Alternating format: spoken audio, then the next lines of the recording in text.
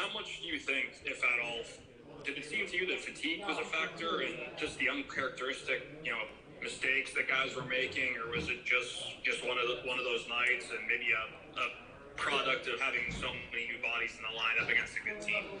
Well, I think part of it was finding, a rhythm. I mean, we discussed it a little bit last night, just finding guys understanding structure in the way that we play. But at the end of the day, it kind of comes down to the compete level. And some of our puck decisions weren't great. We made things hard on ourselves. And one of the things when you look at across what New York did is they played a mature game, and they capitalized on some of those decisions that at the end of the day came back to cost us.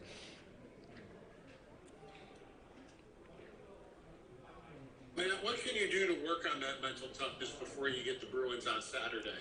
Well, it's certainly part of the our team evolving, Paul. There's no way to sugarcoat it. These are great lessons for us to learn. In this league, there's not time to sit and hope for things. It's again, you take each step as a learning experience, and obviously, we'll look at the film and we'll have discussions. We'll recalibrate tomorrow in Boston once we go through the video. And again, for us, we've had the mentality from day one. It's about getting better every day, and there's some lessons in tonight's game that we need to learn from, take with us, and again, look at how a mature team approaches a game like tonight.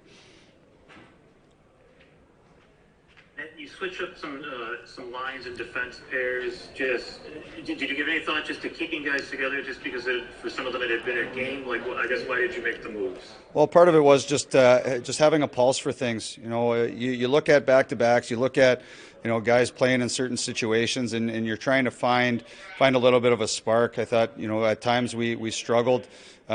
Just having that rhythm that I talked about, and there's something to be said about continuity of chemistry, but also at the same time you got to play guys that look like they have some jump and some extra juice in the tank, and that's what we tried to do to create a bit of a spark, especially come the third period.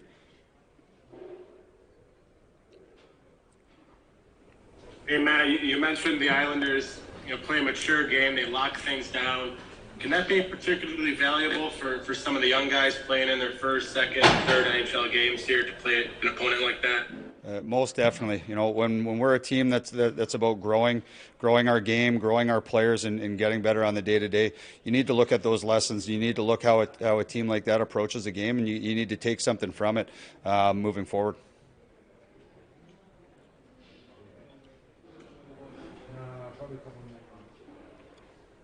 I'm curious, once the game starts, like in intermissions, do you guys talk to Don Granato during the intermissions, or once the game starts, he's out of it and you guys are doing it?